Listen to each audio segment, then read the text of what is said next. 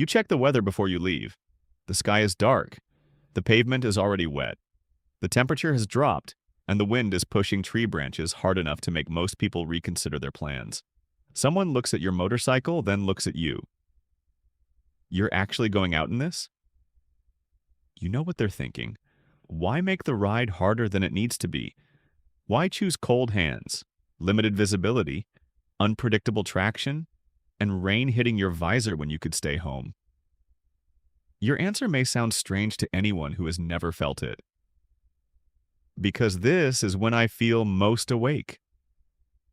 From the outside, that can look reckless. Some people call it thrill-seeking. Others see it as courage, obsession, or a performance of toughness.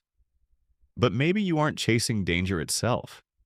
Maybe you're chasing what happens inside your mind when the world becomes impossible to ignore. During an ordinary day, your attention can be everywhere except where your body is. You replay a conversation from yesterday. You anticipate a problem that hasn't happened. You check your phone without knowing why. You think about work while eating, think about money while driving, and think about the future while someone is talking to you. Your body is in one place, but your mind is scattered across 10 different realities. Then the weather changes. Rain begins to cover the road. Wind presses against your chest. Cold reaches through your gloves. Every vehicle leaves a trail of mist behind it. The motorcycle responds differently beneath you, and suddenly your attention has only one job. Be here. You adjust your speed. You increase your following distance. You watch the pavement for standing water. You notice how the tires move, how the handlebars feel, how your shoulders tighten when visibility drops. The thoughts that seemed urgent 10 minutes ago lose their power. Not because your life has become peaceful, but because the road has become demanding. That distinction matters. Difficult conditions can raise physiological arousal. Your heart may beat faster. Your breathing may change. Your muscles become more prepared to respond. Sounds, movements, and physical sensations become harder to ignore. People often call all of this adrenaline, as though one chemical explains the entire experience. But what you feel may be a combination of alertness, uncertainty, fear, focus, excitement, and physical activation. And the mind has to interpret that activation. One person feels the body accelerate and thinks, something is wrong. Another feels the same intensity and thinks, I'm fully alive. The sensation may be similar, the meaning is different, but physical alertness alone doesn't explain why a difficult ride can sometimes feel peaceful. The deeper reason may be what happens to your attention. When the consequences of distraction become immediate, the brain begins filtering more aggressively. Irrelevant thoughts move into the background because grip, traffic, visibility, temperature, and balance matter more right now. Imagine that you left home angry after an argument. For the first few minutes, you're still replaying every word. Then the rain becomes heavier. A truck moves into the lane beside you. Water collects near the edge of the road. You need to adjust your position, manage your speed, and read what the vehicles around you might do next. The argument disappears. It hasn't been resolved. It hasn't become less important. But for a moment, there is no room for it. This is the paradox. External difficulty can create internal simplicity. The road becomes more complicated, yet your mind becomes quieter. And when the challenge matches your ability, something else can happen. Your actions begin to feel fluid. You're not consciously narrating every decision. You see, adjust, respond, and continue. The feedback is immediate. You know when your posture is tense. You feel when your speed is wrong. You recognize when the motorcycle is stable and when the environment is asking for more caution. This resembles what psychologists call flow, a state of deep absorption in which challenge and skill are closely matched. Too little challenge, and attention drifts. Too much challenge, and you become overwhelmed. But near the edge of your ability, without crossing beyond it, self-consciousness can fade. You stop wondering how you look, what people think, or whether you're doing enough with your life.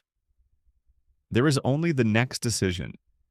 This is why the same weather can feel exhilarating to an experienced rider and terrifying to someone unprepared. The storm itself does not create flow. The relationship between the demands of the environment and the rider's actual skill does. And that is where the experience begins affecting identity. A difficult ride gives you something ordinary life often doesn't: immediate evidence of competence. You don't have to repeat an affirmation telling yourself that you can function under pressure. You experience it directly. You entered uncertainty and stayed disciplined. You felt fear and did not panic. You adapted instead of freezing. Every controlled turn, smooth correction, and responsible decision becomes a small experience of mastery. The message is no longer just, "I handled the road." It becomes, "I am someone who can handle difficult things." That belief can strengthen self-efficacy, the expectation that your actions can influence what happens next. In everyday language, it is the feeling that you are not completely helpless. For someone whose daily life feels vague, delayed, or beyond their control, that can be deeply rewarding. At work, effort may not produce a clear result. In relationships, the right choice may still disappoint someone. Emotional problems rarely provide immediate feedback. But on the motorcycle, the environment responds. You reduce your speed and stability improves. You change your position and visibility becomes clearer. You loosen your grip and the bike feels less tense beneath you. Action and consequence are close together. That can feel like freedom. But this is also where the story becomes more complicated, because two riders can seek the same storm for entirely different reasons. One rider is drawn to the challenge because it sharpens skills, deepens attention, and makes the ride more engaging. That person can respect the conditions, turn back when necessary, and enjoy a calm ride without feeling diminished. Another rider may need difficult conditions for a different reason. Stillness feels uncomfortable. Ordinary life feels emotionally flat. Quiet moments create restlessness, and restlessness brings thoughts that are harder to control than a motorcycle in the rain. For this person, physical discomfort may be easier to manage than emotional ambiguity. Cold can be solved with better gear.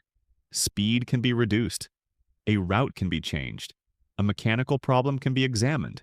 But loneliness, shame, grief, insecurity, or the fear of not being enough rarely come with such clear instructions.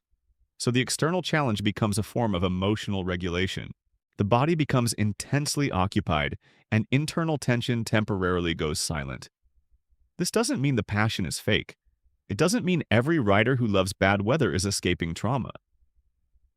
Human behavior rarely has only one origin. Some people naturally seek more stimulation. Some develop confidence through years of practice. Some enjoy environments that demand precision and provide immediate feedback. Others may have learned early that action is safer than vulnerability. Maybe they were praised for being capable but not encouraged to express fear. Maybe usefulness became the main way they received approval. Maybe they learned that being strong meant needing nothing. Over time, competence stopped being something they had. It became the proof of who they were. And once identity depends on handling difficult conditions, turning back can begin to feel like failure. That is the line between respecting risk and needing to defeat it. A skilled rider adapts. They slow down. They change the route. They stop when visibility collapses. They understand that control does not mean overpowering the environment. It means responding honestly to it. A defensive rider may continue because stopping threatens the image they need to protect. The decision is no longer about the road. It is about proving, I am still the kind of person who can do this. So the most revealing moment may not happen during the storm. It may happen afterward. What do you feel when the motorcycle is parked? Can you tolerate a quiet evening with nothing to fix, conquer, endure, or overcome? Can you feel present when your body is not under pressure? Can you experience yourself as valuable when you are not demonstrating competence? This is the central question. Do you choose intensity because you love what it adds to your life? Or do you need intensity because you cannot tolerate what appears without it? From inside the experience, presence and escape can feel almost identical. Both silence mental noise. Both make the body feel vivid. Both create temporary relief, but they lead in different directions. Healthy challenge expands your life. It gives you confidence that follows you home. Dependence on intensity makes life smaller. The experience must become harder, faster, colder, or more dangerous to produce the same relief. A useful experiment is not to abandon what you love. It is simply to observe what happens when you cannot use it. Notice the discomfort that appears in quiet moments. Name the emotion before escaping into the next challenge. See whether presence can also be found in training, mechanical work, exercise, conversation, rest, or an ordinary ride beneath a clear sky. Then return to the rider standing beside the motorcycle as rain begins to fall. Maybe they are not reckless. Maybe the storm gives their attention a structure that everyday life rarely provides. Maybe difficult conditions reconnect them with their body, their skill, and their ability to respond. But the deepest form of confidence is not proven by tolerating the worst weather. It is revealed by knowing when to ride, when to slow down, when to turn back, and by still knowing who you are when the storm is gone. If you recognized yourself in this, share what riding gives you that ordinary life sometimes cannot, and subscribe for more explorations of the psychology behind the things we do.